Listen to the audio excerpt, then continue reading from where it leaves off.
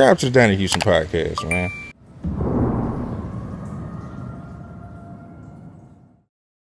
Yeah, so I had left Swisher Highs for sure. Cause that was part of the thing, like it was part of the issue. I left Swisher Highs, started doing my own shit. Then they put out a CD, and then I responded. Yeah. And that ended So up being a big one for you. You came up off of that.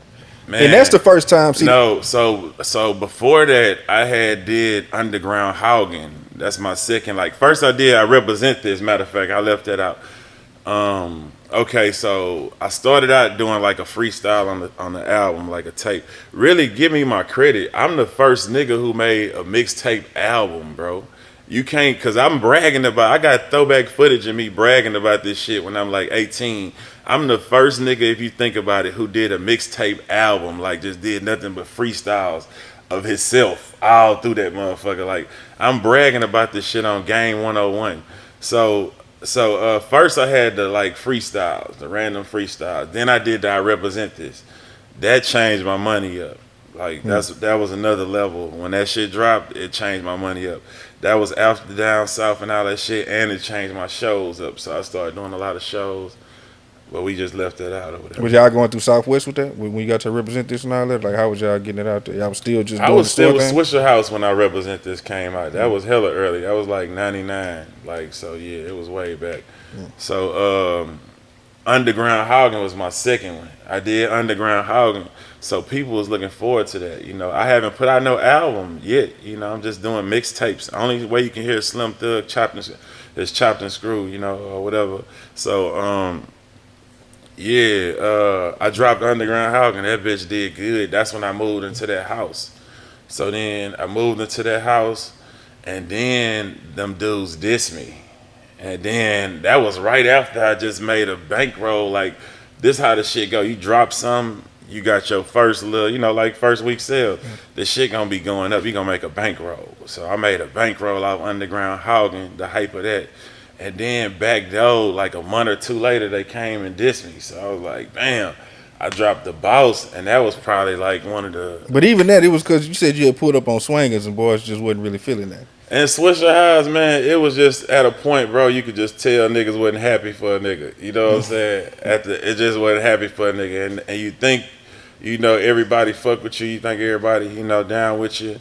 And you start with motherfuckers and you think it's real. But at the end of the day, it just felt like niggas wasn't happy for a nigga, man. You know what I'm saying? I still feel like that in a lot of ways with a lot of niggas. You know what I'm saying? But at the end of the day, I've grown to learn that that's just niggas, you know, all around. It's just gonna always be like that, you know what I'm saying?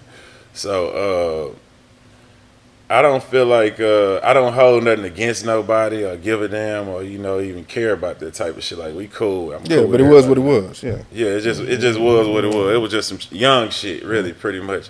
Some young shit, young ego rapper shit that happened. You know what I'm saying? So at the end of the day, like God bless everybody.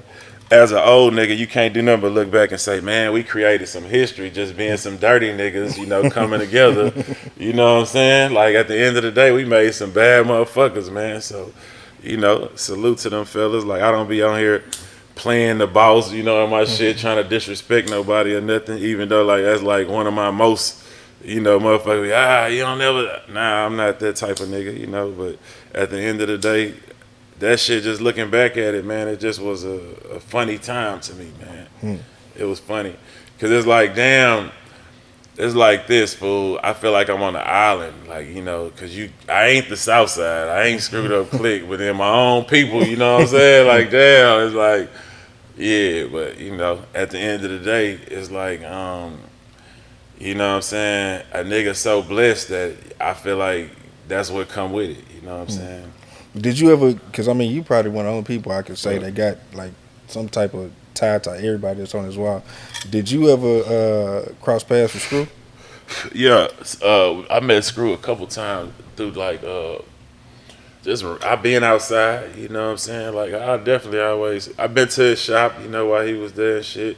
We shot Dirty Dirty Third, you Third. know, all that shit. Yeah. Wait, I don't know. I thought we had a picture. Somebody probably burnt that hoe. Yeah, I can't find it. You know what I'm saying? But yeah, I definitely met Screw. He showed me love, man. It was amazing, bro. Like he showed me love, man. Like you know, like I say, you made it on there like the candy coated scratches. That right. was on like That's maybe one of the crazy, last screw man. tapes. Yeah. Like you know, like I say, even the shit that was just when we was so young. Even when they was so young, you know, I was by the time I came around, them niggas was grown men on some grown shit. Niggas wasn't on no dumb shit. We was all cool, you know. By then, you know, so you know, it wasn't always like that. It was just like the beginning. You know, I was a kid when that shit was happening. Basically, they wasn't talking to Slim Thug when they was, you know, doing whatever. They was really talking to them niggas who was, you know, the In the niggas streets and shit. who was in the streets. So it wasn't nothing to take for real. Like, you know, it just was like, man, as a rapper though, you like loving the culture. You know what I'm saying? It's Houston. You know, I love this shit, the freestyle shit. I love it. You know, what Fat Pat talking about. You know. Don't leave us out, you know what I'm saying? Like, so that's what it was more than anything. Yeah. Yeah. Man, you mentioned Dirty Third, man. Talk about that, because that was a, you know, being from the North, you and Lil Mario. You know Shout what I'm out saying? D-Rec, man, because he didn't never leave us out. He was the nigga, him and E.S.G, we put together Braids and Fades, and that was hella early, you know what I'm saying? He put me in Dirty Third, me and Lil Mario, you know, put the North Side in there. So shout out to D-Rec for being a real one and you know, a trailblazer at peace. Yeah.